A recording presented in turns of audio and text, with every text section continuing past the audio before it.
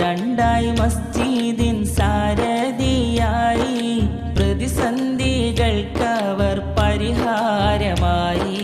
പുഴക്കാട്ടിരി പള്ളി ശ്മശാനത്തിലിന്നവർ സുഖനിദ്രയിലായി, ഇലാഹിന്റെ സവിധം മണവായി.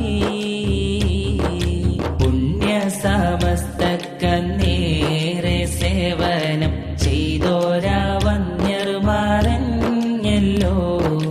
പുഴക്കാട്ടിരി നാടിന്റെ ദീൻ വിളക്കായി ജോലിച്ചോരാ വെട്ടം പോലിഞ്ഞല്ലോ.